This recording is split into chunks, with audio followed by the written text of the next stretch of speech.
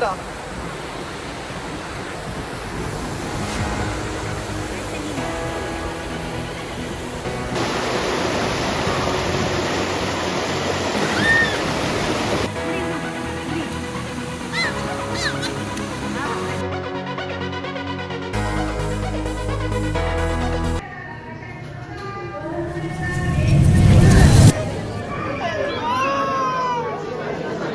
ഇവിടെ ഇരിക്കുമ്പോൾ എനിക്ക് ഓർമ്മ വരുന്നത് അന്ന് കുഞ്ഞാറ്റം കൊണ്ട് മുടിയെടുക്കാൻ വന്ന ആ ഒരു സംഭവത്തെ പറ്റിയാണ്.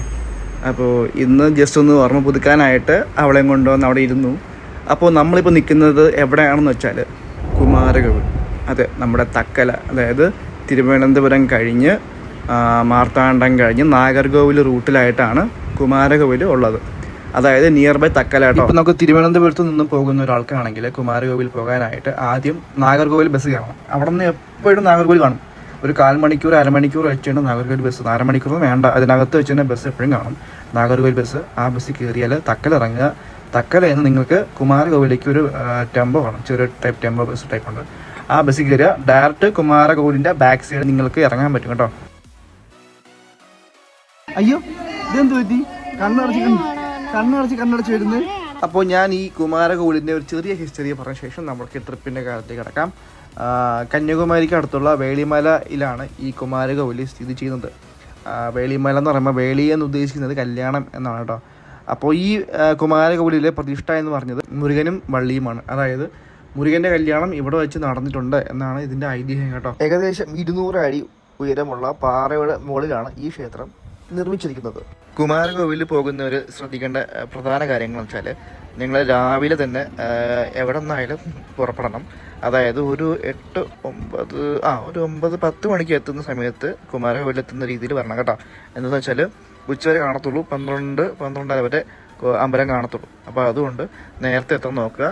അതുപോലെ തന്നെ അവിടെ മുടി എടുക്കാൻ വേണ്ടി പോകുന്ന ആൾക്കാർ ഇതേപോലെ തന്നെ നേരത്തെ എത്തണം. മുടി എടുത്തതിന് ശേഷം മാത്രമേ കൊച്ചിനെ കൊണ്ട് അകത്തേക്ക് കയറാൻ പറ്റത്തുള്ളൂ. മോളുടെ മുടി എടുത്തതിൻ്റെ ആ ഒരു വീഡിയോ ഡീറ്റെയിൽസ് ഞാൻ ഇതിൽ ലിങ്ക് ചെയ്യാം കേട്ടോ. ഈ കാണുന്നിടത്താണ് ഗണപതിയുടെ പ്രതിഷ്ഠ വെച്ചിരിക്കുന്നത് കേട്ടോ. ഈ ഗണപതിയുടെ പ്രതിഷ്ഠയുടെ ചുറ്റുമായിട്ട് ഒരു അമ്പലക്കുളമാണ്. നമുക്കിവിടെ കുളിക്കാനുള്ള സൗകര്യങ്ങളൊക്കെ ഉണ്ട് കേട്ടോ. അവിടെ അവർ കെട്ടി വെച്ചിട്ടുണ്ട്. അതിനപ്പുറം അല്പം ആഴമാണ്. നമുക്ക് അതിനകത്ത് തന്നെ കുളിക്കാനുള്ള സൗകര്യങ്ങളുണ്ട്. അത്യാവശ്യം നല്ല വൃത്തിയുള്ള ഒരു അമ്പലക്കുളമാണ് കേട്ടോ ഇത്.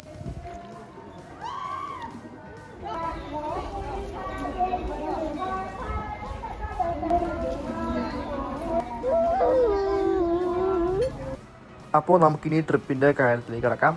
ഈ കാണുന്നതാണ് നമ്മുടെ കുമാരകോവിലിൻ്റെ മെയിൻ എൻട്രൻസ് കേട്ടോ. അതിൻ്റെ അടുത്തായിട്ടൊരു ഇടത്തേക്ക് റോഡ് വന്നിട്ടുണ്ടോ, നമുക്ക് അതുവഴിയാണ് പോകേണ്ടത്. അതായത് ഇവിടെ നിന്നൊരു കറക്റ്റ് പറയുവാണെങ്കിൽ ഒരു 2-2.5 കിലോമീറ്റർ ഉണ്ട് ഏകദേശം. അത്യാവശ്യം കുഴപ്പമില്ലാത്ത റോഡാണ്. ആദ്യമൊക്കെ വലിയ കുഴപ്പമില്ലാത്ത റോഡാണ്. പക്ഷേ കുറച്ച് ദൂരം കഴിയണം ഈ റോഡിൻ്റെ അവസ്ഥ കാണണമെങ്കിൽ. ഏകദേശം 1 കിലോമീറ്റർ ആകുമ്പോഴേക്കും നമുക്ക് നൂറുൽ ഇസ്ലാമിൻ്റെ ഒരു കോളേജ് കാണും കേട്ടോ. ഈ കാണുന്നതാണ് നൂറുൽ ഇസ്ലാമിൻ്റെ കോളേജ്. ആ കോളേജ് റോഡിൻ്റെ സൈഡേക്കൂട്ടുള്ള റോഡാണ് നമുക്ക് പോകേണ്ടത്. ഈ കാണുന്ന റോഡ് കണ്ടോ. ഇനി അങ്ങോട്ടുള്ള വഴിയാണ് എൻ്റെ ഭഗവാനെ എന്ന് വെച്ചാൽ ഒരു രക്ഷയില്ലാത്ത തുലിഞ്ഞ റോഡ് എന്ന് വെച്ചാൽ. ഇപ്പോൾ നമുക്കൊരു ഫാമിലിയായിട്ടൊക്കെ പോകുകയാണെങ്കിലേ ഭയങ്കര ബുദ്ധിമുട്ടാണ് വണ്ടി ഓടിക്കാൻ. കാരണം റോഡ് ഇളകി അതിലെ കല്ലൊക്കെ ഉരുണ്ട് ഇങ്ങനെ കിടപ്പുണ്ട്, ഇങ്ങനെ പൊങ്ങി കിടപ്പുണ്ടേ. അപ്പോൾ നമുക്ക് അതുവഴി ട്രാവൽ ചെയ്യാൻ ഭയങ്കര പാടാണ്. പ്രത്യേകിച്ച് എൻ്റെ എഫ്സിയുടെ ടയർ മൊട്ടായിരുന്നു. അപ്പം എൻ്റെ ടയർ മൊട്ടായതുകൊണ്ട് ഞാൻ പതിഞ്ഞ വണ്ടി ഏകദേശം പോയത് തന്നെ. അതുപോലെ കണ്ടോ ഭയങ്കര പാടാണ്. ഞാൻ കാണിക്കാം, ഫുൾ റോഡും കാണിക്കാം.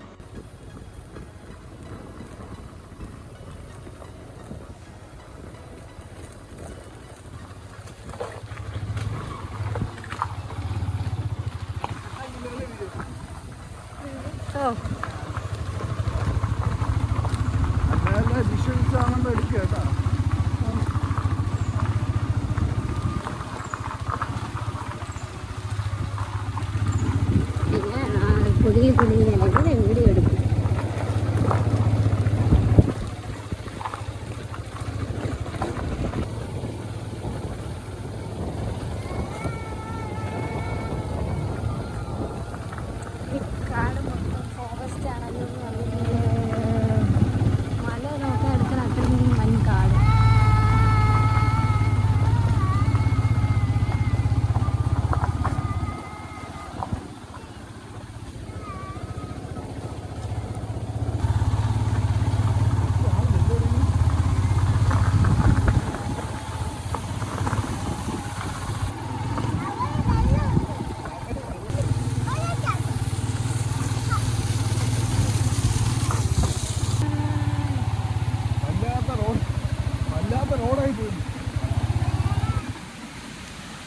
അപ്പോൾ നമ്മൾ ഏകദേശം സ്ഥലത്തെത്തിയിട്ടുണ്ട്.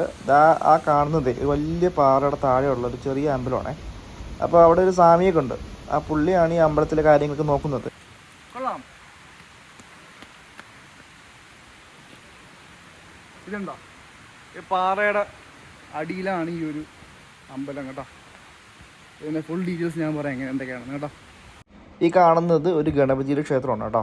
ഇവിടെയാണ് നമ്മുടെ വള്ളി ദേവി, അതായത് മുരുകനെ കല്യാണം കഴിച്ച വള്ളി ദേവി താമസിച്ചിരുന്ന സ്ഥലം.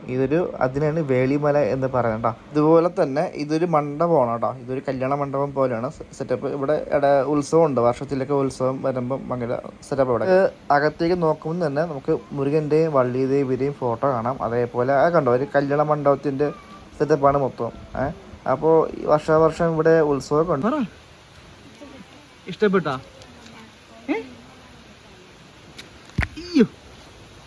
അതുപോലെ തന്നെ വള്ളി ദേവിയെ മുരുകൻ കാണാവുന്ന സമയത്ത് വള്ളി ദേവി ഒളിച്ചിരുന്ന ഗുഹയാണ് നായി കാണുന്നത് കേട്ടോ.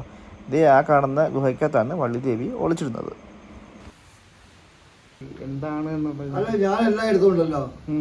ഞാൻ പരബ്രഹ്മ ബ്രഹ്മഋഷ്യ ദേവഋഷ്യ സപ്തഋഷ്യ Muninarayana Naranarayana Rishya.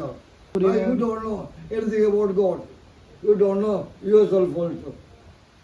When you understand yourself, your life, your children and wife.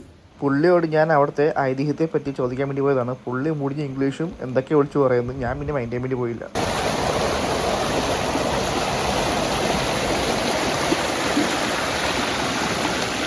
വള്ളി ദേവി കുളിച്ചുന്നത് ഇതിന് മേളിലുള്ള ഒരു പാറയുടെ ഇടുക്കിലൊരു വെള്ളച്ചാട്ടം ഉണ്ട് കേട്ടോ. അവിടെയാണ്. ഞാൻ അതിൻ്റെ വീഡിയോ കാണിക്കാം. ഭയങ്കര രസമാണ് കാണാനായിട്ട്.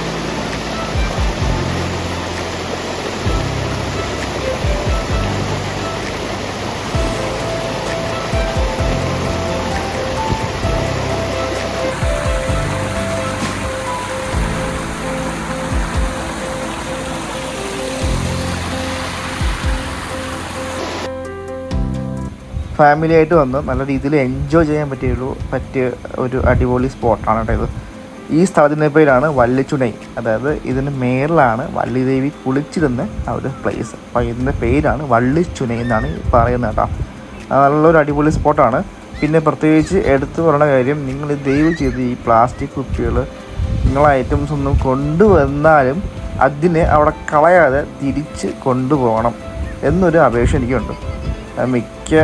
ഞാൻ ഇപ്പോൾ തന്നെ ഈ വരുന്ന സ്ഥലങ്ങളിൽ ഒരുപാട് പ്ലാസ്റ്റിക്കുകൾ കിടപ്പുണ്ടായിരുന്നു. അതാണ് നമ്മുടെ ഏറ്റവും വലിയ ഒരു പ്രശ്നം. അതുപോലെ തന്നെ ട്രെക്കിംഗ് താല്പര്യമുള്ളവർക്ക് ബെസ്റ്റ് പ്ലേസ് എന്ന് പറഞ്ഞാൽ അടിപൊളി സ്ഥലമാണ് മോനെ. ഇവിടെ നിന്ന് ഒരു 1.5 കിലോമീറ്റർ മേളിലേക്ക് പോകാനുണ്ട്. അതൊരു അടിപൊളി വ്യൂ ആണ്. ഞാൻ അതിൻ്റെ വീഡിയോ കൂടി കാണിക്കാം കേട്ടോ.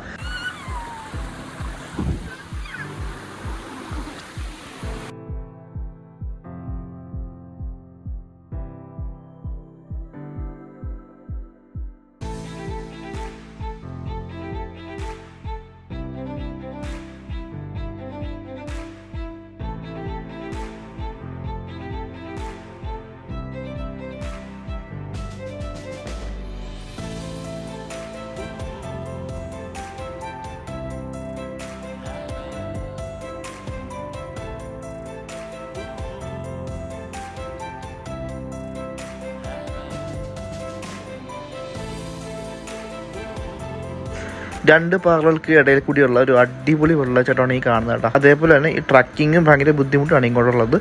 ഞാൻ അതിൻ്റെ വീഡിയോ അടുത്ത ഒരു പാർട്ടിൽ ആഡ് ചെയ്യാം കേട്ടോ. ഇപ്പോഴത്തേക്കും ബൈ.